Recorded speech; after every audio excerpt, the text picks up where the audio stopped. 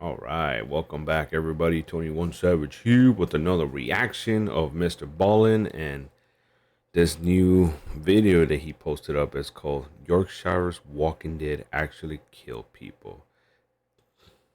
Oof, this looks like a haunted one. These are my favorite from him, so let's get into it. But before we do, I just want to say if you guys like my reaction, you guys want to see more, hit that subscribe button, like, share, hit that bell for that notification, and share with everybody. And subscribe to this man, MrBallen, if you haven't. He's got amazing content. He has, I think, over 200 videos, and they're all great. Amazing videos. I highly recommend it. So, without further ado, let's get into it, guys. Oof, this looks intense, man. Let's go. Scary story that you might tell around a campfire. But before we get into that story, if you're a fan of the strange, dark, and mysterious delivered in story format, then you've come to the right place because that's all we do, and we upload once a week. So if that's of interest to you, please superglue 50 harmonicas to the front of the like button's car right before they leave for work. Also, please subscribe to our channel and turn on all notifications so you don't miss any of our weekly uploads. Okay, let's get into today's story. Let's get it. MrBallen. Curtains. On the afternoon of Sunday, February 25th, 1855, a 48-year-old woman named Hannah Rallinson, along with her husband and a group of her friends, walked quickly down a road in Sheffield, England. As they walked, the entire group was totally silent because they were terrified of what was going to happen next. Behind Hannah and her friends on this road was actually another slightly larger group of people that were keeping pace with Hannah and her friends. They were actually going to the same place as them, except this second group had no intention of going inside that building. They were just there to see what happened. Now, Hannah and her friends were totally offended and annoyed by this group that was following them, but they knew there was nothing they could do, and so they just kept on walking in silence. And as Hannah walked in silence, she couldn't help but think to herself, how in the world did I get into this position? At the time, Sheffield, England was a big industrial city with lots of metalworking factories all over the place. And so loads of people at the time were coming to Sheffield to work in those factories. And as the population increased in Sheffield, the city began building all these tenement apartments, which are kind of like these low-quality, cramped, interconnected apartments that are basically cheap and easy to make and house lots and lots of people. Hannah and her husband lived in one of these tenement apartments, and they worked in one of the metalworking factories, which meant their lives were pretty rough and difficult. But recently, their lives had become even more challenging when their oldest son had died in a coal mining accident. And this totally devastated the parents, but Hannah definitely took it the worst. In her grief, Hannah became very antisocial and began just going to the factory and doing backbreaking labor all day, and then came straight home. She would go to a room by herself, and she would just sit there all night and pray and try to communicate with her dead son. Now, at first, Hannah's husband basically did the same thing as Hannah. Already a red flag. Energy and his time and his focus on work, even though it was totally backbreaking and miserable, mainly because it was a distraction from this terrible grief he was dealing with. But after several weeks and months went by, Hannah's husband did begin to kind of get back to normal and began to move forward with his life. But he could see Hannah was not doing that. Hannah was totally depressed and isolated, and so he eventually encouraged her to start going back to church and start spending more time with people there, make some new friends, and hopefully being around some people will help you cope with this tragedy. And Hannah had actually taken her husband's advice. She began going back to church, she made a bunch of new friends, she rekindled old relationships, and before long, she was getting that support, and it was helping her kind of move through this grieving process. But ironically, it was this new church support group that had thrust Hannah into a new horrible situation, one that was playing out on the streets of Sheffield, England, as Hannah, her husband, and her church friends speed walked down the road with this big group following behind them. And so in this group of people with Hannah was obviously her husband, as well as her closest friend from church, whose name was Harriet Ward. And then also there was 3 members of the Favell family. There was Mr. and Mrs. Favell, as well as Mrs. Favell's sister. And all of them were headed to the tenement apartment on Campo Lane, where Harriet Ward and the Favell family lived together. Hannah and her group, and the second group that was following them, all came from the same place. They all went to the same church, and that day, for the previous 2 hours before they all took to the streets here, they had been having this really heated argument about what to do about Harriet and the Favell family's basement. Or, more specifically, what to do about what was in their basement. Some parishioners said that Harriet and the Favell family were just totally making up what was going on in their basement. But other parishioners believed them and said that that basement was so dangerous, nobody should go in it. In fact, we should just board up that basement permanently, or we should just level the entire tenement apartment building. And when that idea began gaining some traction, that lots of people in the church began saying, yeah, let's block off the basement or knock the apartment down, the Favell family and Harriet, who lived in this apartment building and did not want to, permanently block off segments of it or knock it down, they got so angry that they just stood up and left. And at this point, Hannah and her husband just got up and left with their friends. Now, once they got outside, they didn't really have a plan, but they felt strongly that they just needed to get to the Campo Lane tenement apartment building and at a minimum, just be in there to prevent other people from showing up and doing something to the apartment, like trying to knock it down or do something to the basement. And so Hannah and her group began speed walking to the apartment, and this gaggle of other churchgoers who were a part of this argument just kind of naturally came outside and followed them. And then when Hannah and her friends reached the apartment building on Campo Lane, they went inside and shut and locked the door behind them. And for a moment, Hannah and the 5 other people she was with, they just stood there in silence, not really sure what to do next. But eventually, one of them said, "We gotta do something about the basement, because if we don't, the people outside will." Hannah walked over to the front of the apartment where there was a big window that looked out to the street. And when she looked out there, she saw the big group of people that had followed them were all kind of gathering around the small window that looked down into the Campo Lane tenement apartment basement. It was like all these people were jockeying for position to get the best look. Hannah shut the blind in frustration and then walked back over to the group. And then after a few minutes, Mr. Favell said, guys, it's only going to be daylight for a few more hours. If we're going to do something in the basement, we have to get down there before the daylight is gone. We can't be down there in the dark. The group nodded because they understood why. They definitely did not want to be down there in the dark. And then Mr. Favell looked over at Hannah's husband and he kind of gestured like, why don't we, the 2 of us, go down there together?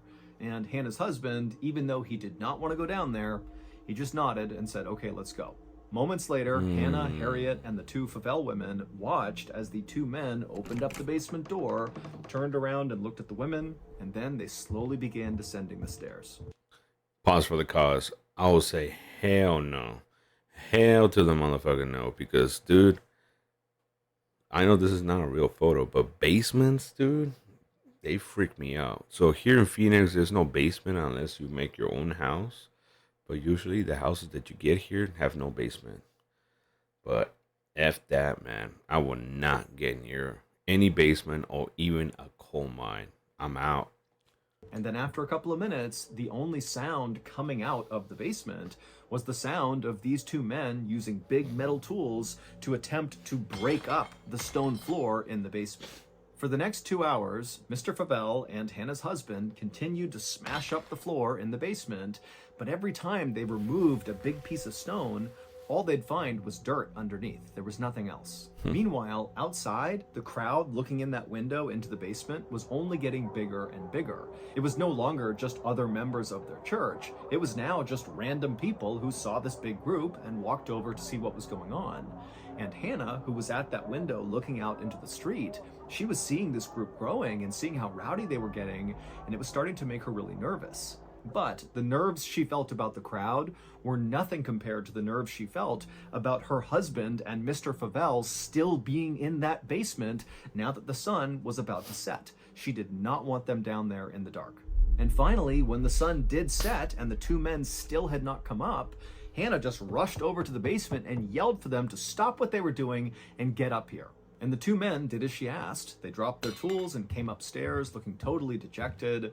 They had not found the thing they were looking for down there, which meant they had failed. But Hannah and her friends were hoping that now that it was dark outside and the people outside could no longer actually see into the basement because it was too dark, that maybe the crowd would disperse. But as Hannah, her husband, Harriet, and the Favels sat down to have some dinner in the apartment, they looked outside periodically and they saw the crowd was not going away. If anything, the crowd was still continuing to get bigger. Now, you got to remember, this is Sheffield, England in the 1800s. This was a tough place to live. Everybody's working at these factories, doing this awful work 7 days a week for very little money, and there's virtually no entertainment anywhere. It's basically just work, work, work until you die.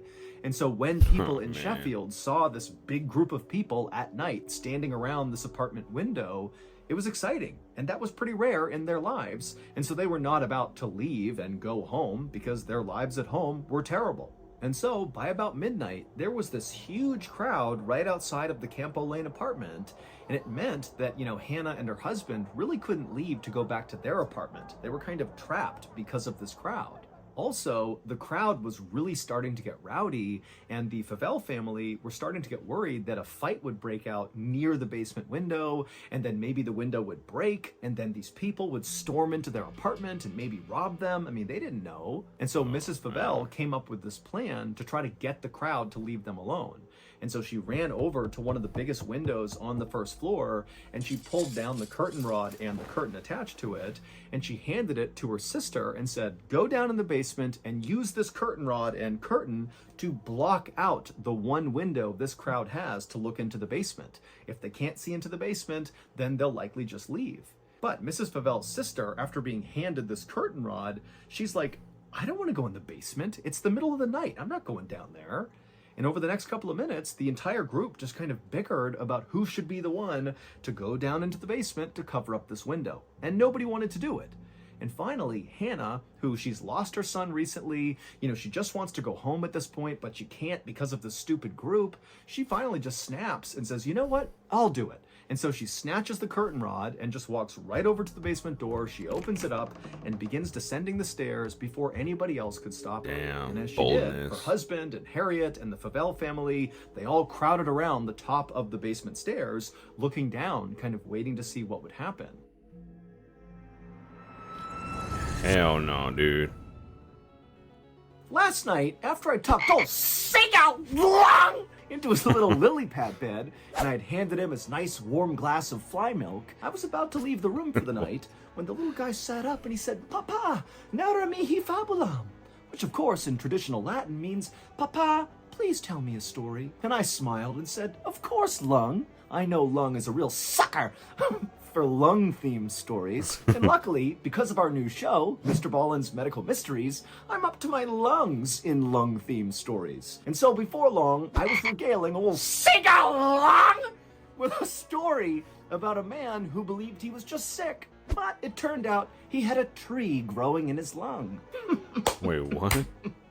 Something I'm sure we all can relate to. Speaking of relatability, if you haven't already, you really ought to check out MrBallen's Medical Mysteries, because every week we cover totally strange, baffling medical mysteries that all originate from the one place we all can't escape, our own bodies. You can listen to MrBallen's Medical Mysteries early on Amazon Music, because on that platform, we release them in batches of 8 episodes at once. But you can also listen to MrBallen's Medical Mysteries on every other podcast platform. However, you only get one new episode every week. Again, MrBallen's Medical Mysteries is available on all podcast platforms for free, but you can listen to it early in batches on Amazon Music, or new episodes once a week on every other platform.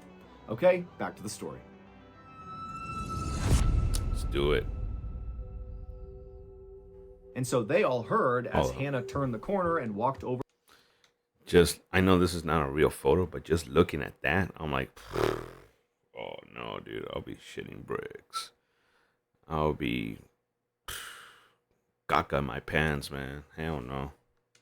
To that window, and they could hear her kind of messing around with the curtain as she put it in place. And then even though they could not see her down there because the basement's totally dark, they can't see the window, They heard Hannah call out that she was done. She had put the curtain up, it's blocked, and now she was going to come back upstairs. But after she yelled to them that she was coming back up, it went completely silent in the basement. And for like 5, 6, 7 seconds, all the people at the top of the stairs are waiting anxiously for Hannah to turn the corner and come up the stairs to safety. But then this tense silence was broken with a horrible scream coming out of the basement. It was Hannah, and then silence again. And at this point, Hannah's husband, he's like, oh my God, something's happened. And he charges down the stairs and he looks over and he sees Hannah is lying on the ground motionless. There's nothing else in the basement. It's just his wife and this covered up window. And so he runs over, he scoops her up and he runs her back upstairs and he lays her on the ground right outside of the basement door. And then he began to shake her to try to wake her up, but she wasn't waking up. However, it was clear she was still breathing, and so Harriet ran and got a wet towel, and she came back and she kneeled down next to Hannah, and she placed the towel on Hannah's forehead, hoping this wet towel would revive Hannah. But as Harriet is kneeling there, so she's looking at Hannah's body, and the basement door, which is open, is right past Hannah's body, Harriet happened to look up, and so now she's looking into the doorway that leads down into the basement, and her eyes went wide, and she screamed, and then she passed out.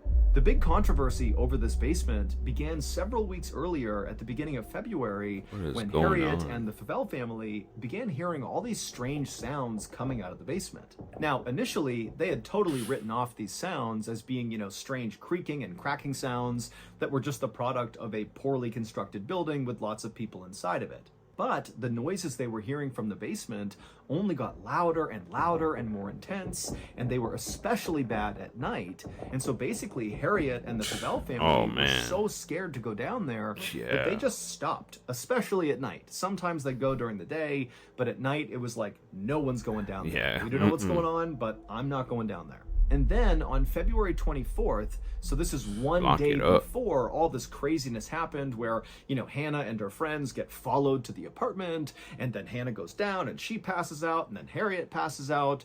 So one day before that, Harriet swore she saw a ghost in the basement. She saw this old woman wearing a white gown kind of moving around in the basement, and the whole time Harriet said this woman, this ghost woman, was pointing at one particular spot on the ground in the basement. And then the same night that Harriet sees this ghost in the basement, Harriet has a dream. And in her dream, she sees this ghost. And again, this ghost is in that basement and it's pointing at the spot on the basement floor. Except in Harriet's dream, this ghost woman speaks to Harriet and says that she was murdered and her gold was stolen from her and buried in the basement right there. And it was this apparent ghost in the Campo Lane basement that was the center of that 2-hour-long argument at the church the following day, which ultimately prompted Hannah, her husband, Harriet, the Favell family to get up and storm out to go protect the Campo Lane apartment, and then also the secondary group followed right after them, really just to see if they were going to go confront the ghost, because a lot of people thought that's what they're going to go do. And that is basically what Hannah, her husband, and her friends ended up doing. They decided the two men would go down into the basement and attempt to dig up the floor in hopes that they might find this gold that was stolen from this murdered woman and buried in the basement. But they obviously did not find the gold, which ultimately led to Hannah going down and passing out, and then Harriet also passing out. Hannah and Harriet would wake up after passing out, and when they woke up, they would tell these terrifying stories about what they saw. Hannah said she went down the stairs, she went over to the window where all the crowd was looking in, and she managed to get this curtain up, and then she yelled upstairs to her husband and her friends that she was coming back up. But when Hannah actually turned around to go to the stairs, she realized the ghost was in the basement with her. There was this old woman wearing a white gown standing between Hannah and the stairs. She was blocking her way. This woman was staring at Hannah really intently, and then Hannah screamed, and this ghost charged at Hannah and basically went through her body. And it was at that point that Hannah passed out onto the ground. As for Harriet, when she came to, her story was even more terrifying. I'll freak out, Harriet said after she placed that wet towel on Hannah's head, she looked up and she saw the woman in white walking up the stairs, staring directly at Harriet. And Harriet, she froze and kind of leaned back and just stared at this woman. And the woman, she came right to the top of the stairs. She stopped in the doorway, and then she opened up her mouth grotesquely wide and just continued to stare directly at Harriet. And then with slow, trembling hands, the woman began taking off her nightgown, which eventually fell to the ground. And Harriet saw this woman was covered in cuts and gashes all over her chest and neck. And then Harriet let out a scream, and she passed out too. Not long after Hannah and Harriet both came to and told their horrible stories, the police arrived outside and dispersed the big crowd, which meant Hannah and her husband could finally leave and go back to their own apartment, and they would. But just 12 hours later, Hannah would die. The Sheffield coroner held an inquest into Hannah's death, but he could find no scientific explanation for why Hannah actually died. And so on her death certificate, it basically says she died of fright. She was literally scared to death. Yep. Following Hannah's very bizarre and basically unexplained death, Harriet, who would survive, and the Favell family, they just moved out. They could not stand to be at that apartment any longer. And then also many more people who lived inside of this tenement apartment building on Campbell Lane, they also moved out because, again, it was just too terrifying to be near this basement. To this day, we still don't have a better explanation for what happened to Hannah. She was in good health, all things considered, when she died. And so really this didn't make any sense. And so this case still is one of the only in recorded history where somebody apparently died just from getting scared. Crazy, dude. Late one night in the spring of 1937, a young woman stumbled into her New York City apartment building, drunk from a long night of partying with friends. She made her way up the steps and reached her apartment door, and after she opened it up, she stepped inside and her little dog ran up to say hello, and so she gave her dog a pet, and then she walked towards her bedroom.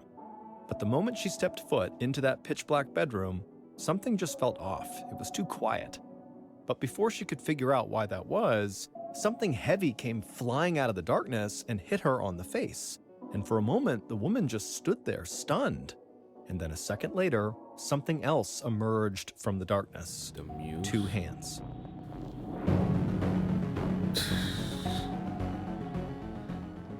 So that's going to do it. If you enjoyed today's story, be sure to check out our podcast called the MrBallen Podcast, where we have hundreds of stories, a lot like this one, that are only available on the podcast. They are not on YouTube. Again, the podcast is just called the MrBallen Podcast, and it's available on Amazon Music. Yo, dude, that is crazy, man. This was a good one. I love stories like this. Like, when it comes to hauntings or anything like that from MrBallen, dude, it gets me hooked. And this was a good one. And well, guys, this is it for this video. I hope you guys enjoyed the my reaction to MrBallen right here on his new video. Dude, dig. Oh, screw that, man. When it comes to like things like that, away. In the name of Jesus, walk out, So, I hope you guys like my reaction. Subscribe, like, share, hit that bell for that notification. Leave a comment down below how I did. And until next time, everybody, peace. 21 Savage out. Later, everybody.